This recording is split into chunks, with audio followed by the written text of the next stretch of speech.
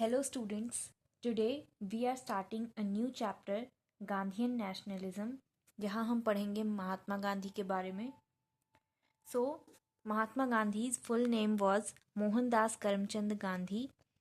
He was born on 2nd October 1869 and received his education from England in law. After that, he failed as a lawyer. He was not that much successful. That's why he joined a firm in South Africa known as Dada Abdullah and Company, where in South Africa he faced a lot of racial discrimination and noticed that this is the case with all the Indians and the black skinned people. And therefore, he introduced a movement known as passive resistance. अब ये passive resistance क्या था? This was a kind of non violent protest. He started the passive resistance against the white community because of the discrimination faced in South Africa.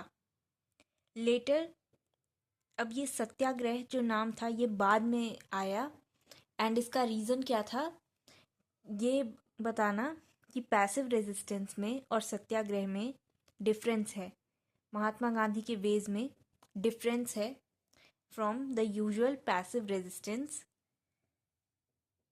So what were those differences? कि passive resistance force का use करता था against the opponent. So opponent के लिए force का use करके अपनी बात मनवाने के लिए जो भी डिमांड्स थी वो फुलफिल करने के लिए फोर्स का यूज़ किया जाता था. बट सत्याग्रह में ओपोनेंट को कन्विंस करने की कोशिश की जाती थी to agree to what they are trying to से.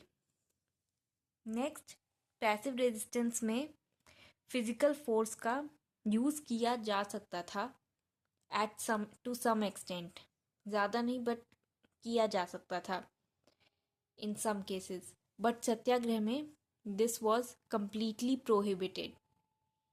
अब सत्याग्रह का इस्तेमाल ये पॉलिसी का इस्तेमाल उन्होंने चंपारण में, खेड़ा में और अहमदाबाद में भी किया था. So first of all we will know about the Champaran Satyagraha. Champaran is a place in Bihar. So इस चंपारण सत्याग्रह के बारे में जानने से पहले let's know first about the Tinkathia system. Tinkathia system क्या था कि पेजेंट्स को एक एग्रीमेंट था जिसके अकॉर्डिंग पेजेंट्स को अपनी लैंड के 3/20th पार्ट में इंडिगो ग्रो करना था. और ये जो 3/20th पार्ट था ये उस लैंड का बेस्ट पार्ट था. मतलब लैंड के बेस्ट 3 पार्ट्स में इंडिगो ग्रो करना था. अब बाय 1915 जर्मनी ने सिंथेटिक इंडिगो प्रोड्यूस करना स्टार्ट कर दिया जिसकी वजह से इंडिगो की डिमांड और प्राइस में काफ़ी कम हो गई. इंडिगो की डिमांड और प्राइस काफ़ी ज़्यादा कम हो गई जिसकी वजह से प्लांटर्स को नुकसान होने लगा. सो प्लांटर्स ने क्या किया? पेजेंट्स को एक्सप्लॉइट करना स्टार्ट कर दिया. They started forcing the peasants to sell the crops at a lesser price जिससे कि उनका अपना लॉस कवर हो जाए.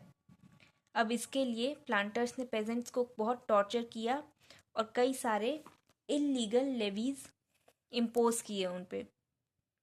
अब पेजेंट्स की प्रॉब्लम को सॉल्व करने के लिए राजकुमार शुक्ला ने गांधी जी को बुलाया, रिक्वेस्ट करी टू विजिट चंपारण.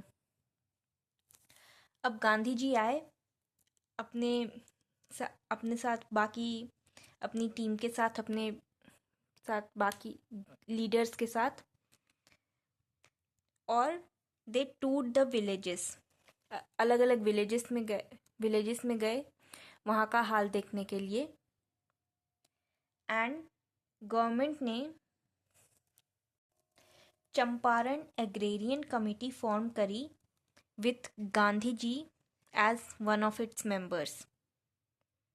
अब इस कमिटी ने रेकमेंड किया द अबॉलिशन ऑफ टिनकाठिया सिस्टम, और इनके एफर्ट से 25% मनी जो थी वो पेजेंट्स को रिफंड हो गई,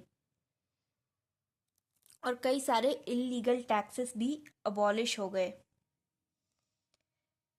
so this was all about the Champaran Satyagraha.